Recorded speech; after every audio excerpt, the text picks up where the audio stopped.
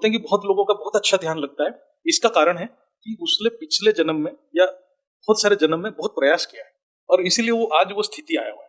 इसका मतलब क्या हमें बार बार जन्म लेना पड़ेगा, इतना अभ्यास करना पड़ेगा? बोले कि नहीं, बोले कि कोई आत्मा एक जन्म में भी, तो योग सूत्र में है, कोई आत्मा एक जन्म में भी वो मोक्ष प्राप्ति कर सकता है। उसके लिए कुछ गुण बताया गया है कि उसका श्रद्धा बहुत पूर्ण होना चाहिए, मतलब जो इष्ट है, जो गुरु है, जिसको भी वो श्रद्धा करे, श्रद्धा परफेक्ट होना चाहिए। देवी देवता पे करने से कुछ नहीं होगा। वो कभी देवी देवता की, यहाँ पर जब श्रद्धा की बात हो रहा है, क्योंकि हम आत्मस्वरूप की बात कर रहे हैं, तो श्रद्धा मतलब सिर्फ परमपिता परमात्मा से होना चाहिए। फिर उसके बाद है वीर्य। वीर्य मतलब बहुत उत्साह होना चाहिए। ऐसा नहीं कि चलो मेरा योग नहीं लग रहा, नहीं, फेल हो रहा है फिर लगेगा, है ना। फिर उसका ईश्वर के ऊपर बहुत विश्वास होना चाहिए। निरंतर प्रयास करने से एक जन्म भी सफिशिएंट।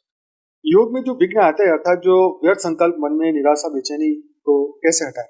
बोले कि एक बाधा क्या है, एक तो शरीर का बीमारी भी बाधा है। बोलते कि पहले कभी कभी शरीर में कभी कुछ कमियां रहता है, तो वो साधक शरीर के प्रति ज्यादा ध्यान देने लगता है, तो कॉन्शियस होता है और उसको कभी कभी बैठने नहीं देता है, वो भी एक बाधा में गिना जाता है। दूसरा बाधा उसको बोला गया कि जो कभी मजा नहीं आता है, बोलते हैं कि क्या कुछ हो नहीं रहा है योग में। तीसरा ये बताया गया कि कंपेयर करते हैं एक दूसरे से, है ना, तुलना, गुण बढ़ जाना भी एक बाधा है। आलस्य प्रमाद तो है ही, आलस्य प्रमाद है कि चलो आज नहीं काल करेंगे। उसके बाद कंपैरिजन होता है, जो बोलता है कि अरे भाई इसको ऐसा हुआ, मुझे क्यों नहीं हुआ, ये भी एक डिप्रेशन स्टेज में लेके जाता है। और एक लास्ट में बताया कि जो क्या होता है कि उसको इच्छा है अनुभूति का, लेकिन मन एकाग्र नहीं हो रहा, बैठ नहीं पा रहा है। तो बोले कि ये सब चीज जब होगा वो मन अशांत रहता है। मन अशांत रहेगा तो बेचैनी बढ़ेगा, बेचैनी बढ़ेगा तो क्योंकि आपको व्यर्थ संकल्प आने लगेगा। वहां पर एक शब्द है, एक तत्वों का अभ्यास करना। एक्चुअली क्या है कि दो ही चीज है, बोले कि एक तो अभ्यास, दूसरा है वैराग्य। हम लोग जैसे बोलते हैं ज्ञान, ज्ञान के द्वारा ही वैराग्य आएगा। ज्ञान को बार बार अभ्यास करेंगे तो वैराग्य आएगा। पंच तत्वों में जब मन आ जाता है, मन स्थिर नहीं रहता है, मन अनेक तत्वों में भ्रमण करता है। बोले कि इसलिए बोले कि एक तत्व में जाना है। एक तत्व है क्या? जो पंच तत्व कहाँ से आया? परम प्रकाश से आया, वही परमात्मा से आया।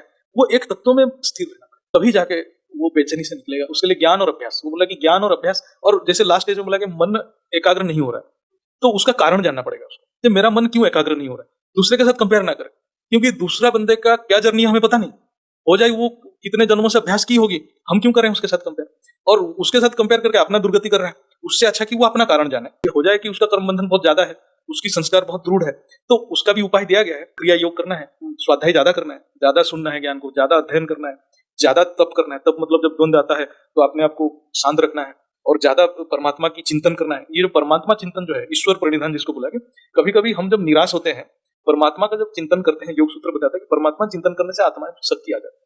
तो ये जो हमारे मन की कमियां थोड़ा मतलब मेकअप कर लेता है, तो हमारा उत्साह बना रहता है।